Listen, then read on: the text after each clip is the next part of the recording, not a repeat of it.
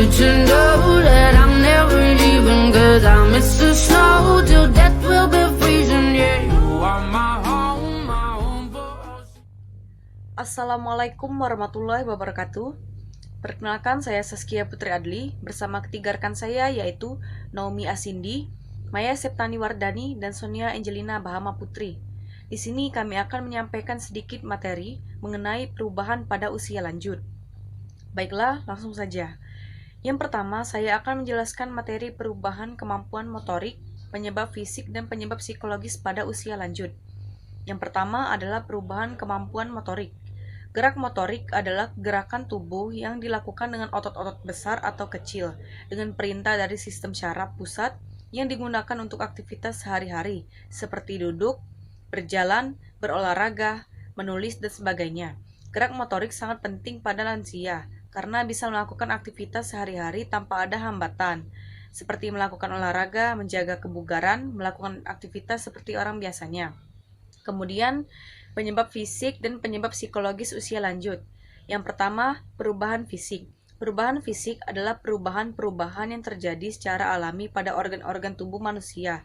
Contohnya seperti 1. Sel, 2. Sistem syaraf, 3. Sistem pendengaran, 4. Sistem kardiovaskular, 5. Sistem penglihatan, 6. Sistem pengaturan suhu tubuh, 7. Sistem pernapasan, 8. Sistem gastrointestinal, 9. Sistem genitourinaria, 10. Sistem endokrin, 11. Sistem integumen, 12. Sistem muskuloskeletal, dan yang terakhir vagina. Selanjutnya adalah perubahan psikologis. Faktor-faktor yang mempengaruhi perubahan psikologis adalah perubahan fisik, kesehatan umum, tingkat pendidikan, keturunan, lingkungan, tingkat kecerdasan, dan kenangan. Kenangan ini dibagi menjadi dua, yaitu kenangan jangka panjang atau berjam-jam sampai berhari-hari yang lalu. Ini mencakup beberapa perubahan dan kenangan jangka pendek. Biasanya terjadi hanya beberapa menit saja, seperti 0-10 menit, biasanya berupa kenangan buruk. Selanjutnya akan dilanjutkan oleh teman saya. Terima kasih. Perkenalkan, saya Maya Septani Wardani. Saya akan membahas materi selanjutnya, yaitu perubahan kemampuan mental pada usia lanjut dan variasi perubahan mental.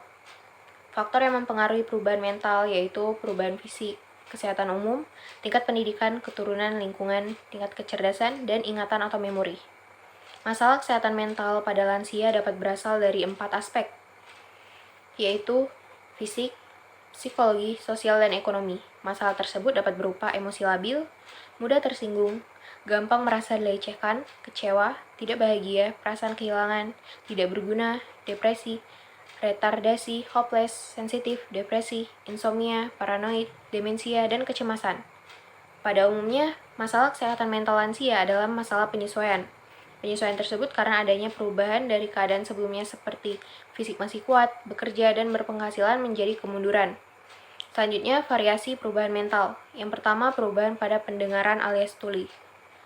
Satu contoh perubahan yang akan dialami pada usia tua yaitu pendengaran yang mulai samar-samar dan akhirnya menjadi tuli atau menjadi pikun. Kedua, daya ingat menurun. Selain itu, contoh perubahan mental pada lansia yaitu mulai menurunnya daya ingat atau memori yang sudah lemah. Yang ketiga, perilaku yang seperti anak kecil. Sikap lansia memang sering membuat kita sedikit risih dan kurang nyaman. Kebiasaan berperilaku seperti anak kecil akan terjadi pada lansia di atas usia 70 tahun. Yang keempat, emosi dan perasaan yang lebih sensitif. Contoh perubahan mental pada lansia berikutnya adalah terganggunya sensor perasaan dan juga emosi. Yang kelima, penurunan kesehatan tubuh. Usia tua tidaklah setegar dan sekuat usia muda dulu. Semakin seseorang memasuki usia di atas 45 tahun, mulai menurunlah stamina kesehatan tubuhnya. Dan yang keenam yaitu menurunnya kehidupan bersosialisasi. Salah satu contoh perubahan mental pada lansia yang umumnya terjadi yaitu menghindar dari kehidupan bermasyarakat. Assalamualaikum warahmatullahi wabarakatuh. Saya Naomi Acindi. Baiklah, di sini saya akan menjelaskan mengetahui perubahan minat pribadi, minat terhadap pakaian, terhadap uang, minat untuk rekreasi, minat sosial, dan minat untuk mati ada usia lanjut. Pertama, saya akan menjelaskan dari minat pribadi, yaitu penampilan. Ketika orang tumbuh dewasa, pria dan wanita telah belajar untuk menerima perubahan-perubahan fisik dan telah tahu pula memanfaatkannya. Dia sudah tahu bahwa penampilan yang menarik adalah potensi kuat dalam pergaulan. Minat untuk meningkatkan penampilan mulai berkurang menjelang umur 30-an, ketika ketegangan dalam pekerjaan dan rumah tangga terasa kuat. Namun minat dan penampilan muncul lagi jika mulai ada tanda-tanda ketuaan. Yang kedua, pekerjaan dan perhiasan.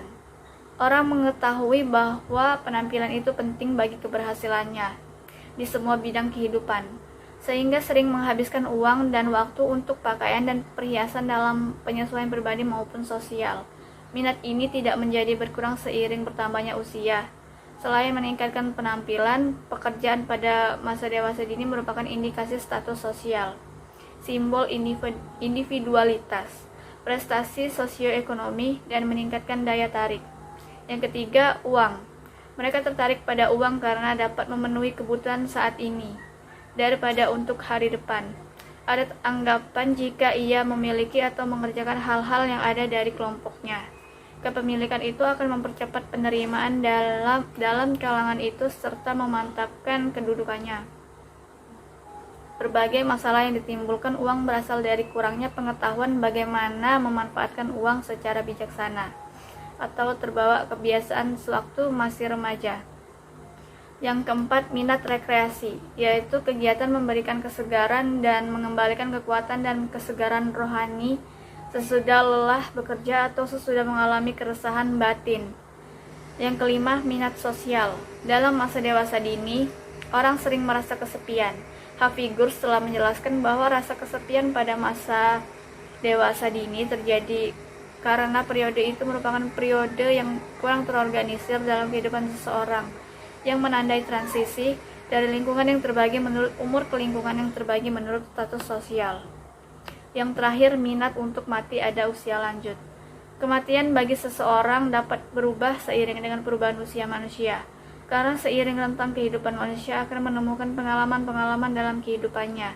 Dari situlah manusia mulai dapat memaknai arti kematian bagi dirinya. Ketika manusia melihat sebuah kematian, manusia mulai mencari tahu bagaimana kematian dapat terjadi dan mulai memikirkan apa yang akan terjadi setelah kematian tersebut.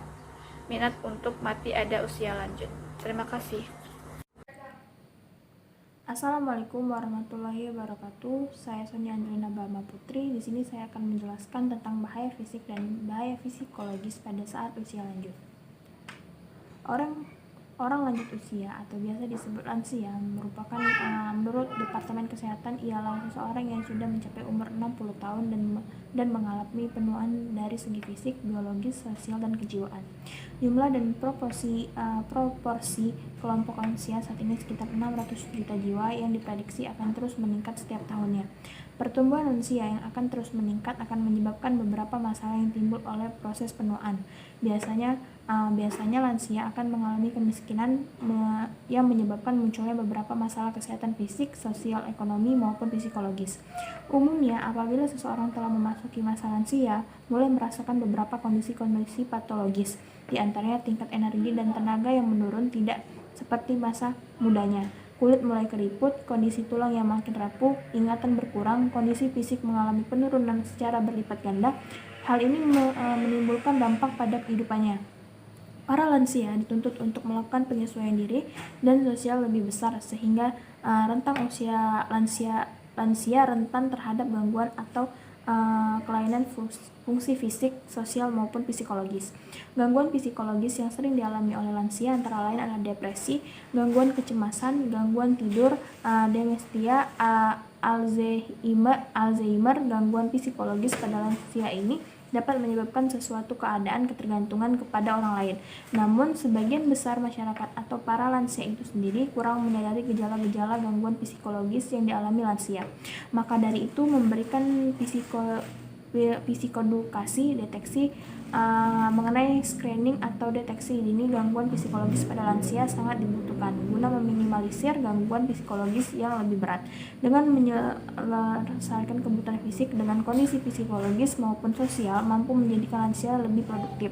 Dengan adanya psikoedukasi deteksi dini gangguan psikologis pada lansia, mereka akan mampu mengatur cara hidupnya dengan baik dan memeriksakan kondisi kesehatan fisik dan psikologis